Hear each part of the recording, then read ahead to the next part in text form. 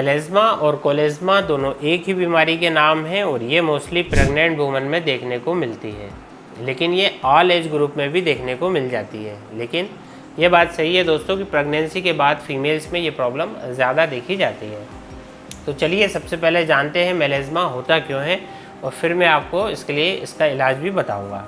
तो दोस्तों, हमारी जो स्किन है इसमें मेलानोसाइट्स नाम की सेल्स होते हैं और ये जो मेलानोसाइट सेल्स है मेलानिन नाम का पिगमेंट सीक्रेट करते हैं। ये जो मेलानिन है ये डिसाइड करता है हमारी स्किन की कलर को, कि जिन लोगों में मेलानिन है इसका सीक्रेशन ज़्यादा होता है तो उनका कलर डार्क होता है, और जिन लोगों में मेलानिन का सीक्रेशन कम होता है उन लोगों का कलर जो है फेयर होता है। लेकिन दोस्तों, किसी कारणों की वजह से ये जो मेलानिन है इसका सीक्रेशन जब अधिक होने लगता है, जैसे कि सनरेज है या फिर हार्मोनल डिस्टर्बेंस है, तो बहुत सारे ऐसे रीज़न हैं जिनकी वजह से ये जो मेलानिन है इसका सीक्रेशन ज़्यादा होने लगता है हमारे फेस पर। तो हमें ये जो पिगमेंटेशन है या फिर कोलेज़मा मेलेज़मा की प्रॉब्लम देखने को मिलती है। तो चलिए वन बाय वन करके ये सब कारण को हम थोड़ा जान लेते हैं शॉर्ट में, और फिर मैं आपको बताऊंगा इसकी बेस्ट होम्योपैथिक मेडिसिन। तो सबसे पहला जो कारण है वह है हार्मोनल डिस्टर्बेंस। ड्यूरिंग प्रेगनेंसी महिलाओं को हार्मोनल चेंजेस बहुत ज़्यादा देखने को मिलते हैं, जिसमें कि एस्ट्रोजन और प्रोजेस्टेरोन हार्मोन का सीक्रेशन बहुत ज़्यादा फ्लक्चुएट होने लगता है और फीमेल्स में मेलेज़मा और कोलेज़मा की प्रॉब्लम ज़्यादा देखने को मिलती है। ये उनके फेस पर हो सकता है, गालों पे ज़्यादा देखने को मिल सकता है, नाक पर और फोरहेड पर कई फीमेल्स को ये समस्या होती है।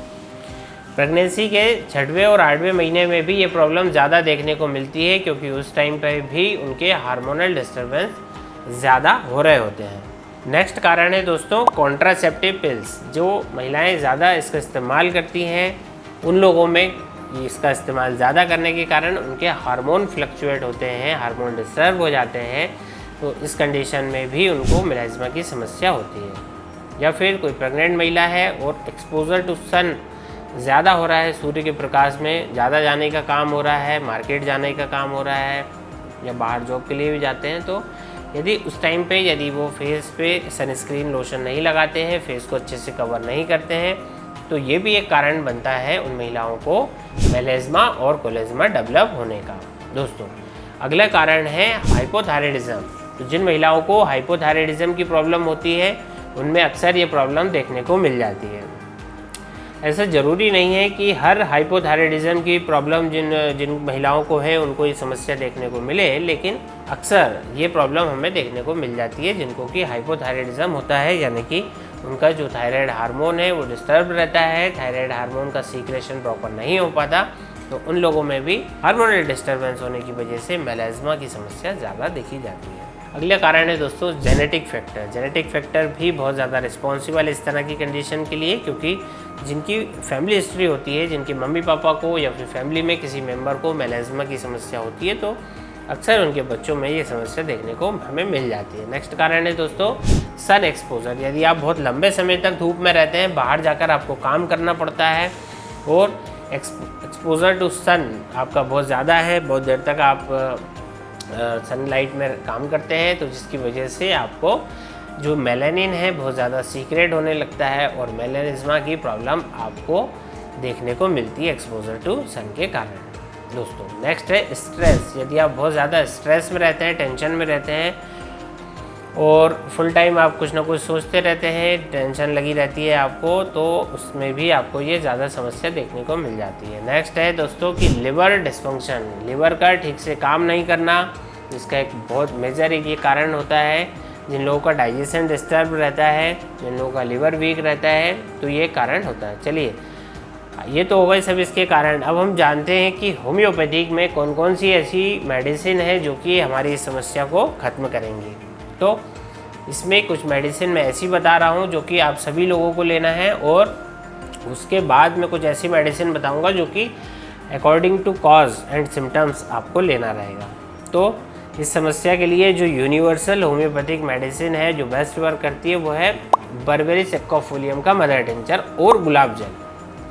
तो ये जो बर्बेरिस एक्वाफोलियम मदर टिंचर है ये बहुत ही ज़्यादा इफ़ेक्टिव होता है। आप सभी लोग जानते ही हैं कि हमारा जो कलर कॉम्प्लेक्शन है इसको फेयर करने में और फेस के जो पिगमेंटेशन है इनको दूर करने में, मेलेज़मा को ठीक करने में बहुत ज़्यादा हेल्प करती है बर्बेरिस एक्वाफोलियम का मदर टिंचर। इसको आपको लेना है गुलाब जल के साथ। आपको एक कटोरी में दोनों को बराबर क्वांटिटी में, जैसे कि 20-20 ड्रॉप्स या 30-30 ड्रॉप्स, दोनों को इक्वल क्वांटिटी में ले लेना है। कटोरी में उसको मिक्स कर लेना है और कॉटन की मदद से आपको अपने पूरे फेस पे इसे अप्लाई करना है। कम से कम आप इसे दिन में 3 बार या एटलीस्ट 2 बार तो ज़रूर से आप कीजिए। दोस्तों नेक्स्ट है मार्गो क्रीम। ये क्रीम बहुत ज़्यादा इफेक्टिव है यदि आपके फेस पर कुछ दाग धब्बे हैं उन्हें हटाने के लिए। तो इस क्रीम का उपयोग आप नाइट में ज़रूर से करिए। ये क्रीम नाइट में बहुत अच्छा वर्क करती है। तो ये दोनों मेडिसिन आप सभी लोगों को लेना है जिनको कि मेलेज़मा कोलेज़मा की प्रॉब्लम है। मीन्स बर्बेरिस एक्वाफोलियम मदर टिंचर और गुलाब जल को मिक्स करके आप अपने फेस पर अप्लाई करना है। साथ ही साथ मार्गो क्रीम आपको नाइट में उपयोग करना है। ये सभी लोग उपयोग कर सकते हैं। अब मैं आपको ऐसे खाने की कुछ ऐसी मेडिसिन बता रहा हूँ दोस्तों, जिनको कि मेडिसिन को आप अकॉर्डिंग टू सिम्टम्स ले सकते हैं, जिस भी मेडिसिन से आपके सिम्टम्स मैच करते हैं। तो सबसे पहले हम बात करेंगे दोस्तों कि अगर आपको प्रेगनेंसी के दौरान मेलेज़मा की समस्या हो रही है तो आपको कौन सी मेडिसिन यूज़ करना है। ड्यूरिंग प्रेगनेंसी अगर आपको मेलेज़मा है, जो कि एक बहुत कॉमन है, तो ऐसे में आपको कोलोफाइलम 30 लेनी है। दिन में 3 बार 2-2 ड्रॉप डायरेक्टली ऑन टंग। सुबह 2 बूंद, दोपहर और शाम को 2-2 बूंद आपको लेना है यदि प्रेगनेंसी के दौरान आपको मेलेज़मा हो रहा है। अब बात करते हैं नेक्स्ट होम्योपैथिक मेडिसिन के बारे में। तो हमारी अगली मेडिसिन है जो कि बहुत ज़्यादा यूज़फुल रहती है झाइयों के केस में, वह है सीपिया 30। मीनोपॉजल एज में जो फीमेल्स होती हैं, मीनोपॉज के टाइम पे जब उनको ये समस्या होने लगती है, झाइयाँ वगैरह चेहरे पर बन जाती हैं, तो ऐसी महिलाओं को उस केस में सीपिया मेडिसिन लेनी होती है, जो बहुत ज़्यादा हेल्पफुल रहती है मेलेज़मा एंड कोलेज़मा के लिए।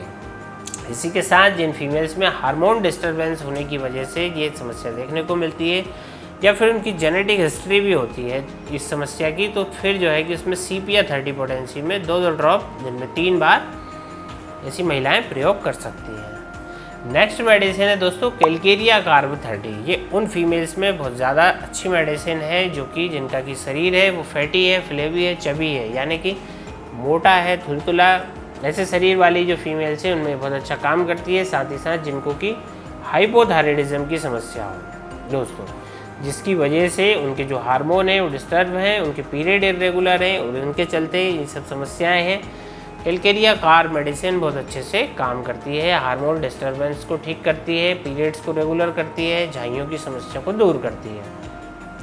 30 पोटेंसी में लेना होता है 2-2 बूंद डायरेक्टली ऑन टंग दिन में 3 बार। लगभग 2 महीने के लिए आपको उपयोग करना है यदि आपके ऐसे सिम्टम्स हैं। नेक्स्ट मेडिसिन है कैडमियम सल्फ 30। यह मेडिसिन बहुत ही ज़्यादा इफेक्टिव रहती है, खास करके पुरुषों के लिए। पुरुषों में मेलेज़मा की जब समस्या होती है उसमें कैडमियम सल्फ बहुत अच्छी दवा है। ऐसे व्यक्ति जो कि ज़्यादातर समय बाहर रहते हैं, सनलाइट में काम करते हैं, एक्सपोजर टू सन में रह के जिनको काम करना होता है, धूप में रह के काम करना होता है दोस्तों, ऐसे पुरुषों को उनको मेलेज़मा होने की समस्या में उनके ब्रिज ऑफ नोज़ पर, उनके फेस पर यदि इस तरह की झाइयाँ बन गई हैं, उस कंडीशन में बहुत अच्छा काम करती है। 30 पोटेंसी में यूज़ करना होता है 2-2 बूंद दिन में 3 बार। बढ़ते हैं दोस्तों हमारी नेक्स्ट मेडिसिन की तरफ जो कि है सिनोथस अमेरिनिकस 30। दोस्तों ये मैं उन लोगों को अक्सर प्रेस्क्राइब करता हूँ जिनको कि लिवर डिस्टर्बेंस की वजह से मेलेज़मा की समस्या हो गई है। जी हाँ दोस्तों, उसमें ये बहुत अच्छा काम करती है। जिन लोगों को लिवर वीक है, डाइजेशन कमज़ोर है, जिनका उन्हें भूख भी नहीं लगती है और जब उनको इस तरह की झाइयों की समस्या होती है तो उसमें वर्क करती है। 2-2 बूंद दिन में 3 बार लेना होता है। लास्ट मेडिसिन है दोस्तों हमारी आज की, वह थूजा 200 मेडिसिन। ये जो मेडिसिन है इसको भी हर कोई व्यक्ति प्रयोग कर सकता है जिसको ये समस्या है। 200 पोटेंसी में आपको लेके आना है 2 बूंद ओनली इन नाइट। सिर्फ रात में आपको 2 बूंद डायरेक्ट जीभ पे 2 बूंद लेनी है इस दवाई को। और ऐसे केसेस जहाँ पर हार्मोनल डिस्टर्बेंस की प्रॉब्लम ज़्यादा हो वहाँ पर थूजा क्या करती है, थूजा हार्मोन को रेगुलेट करती है।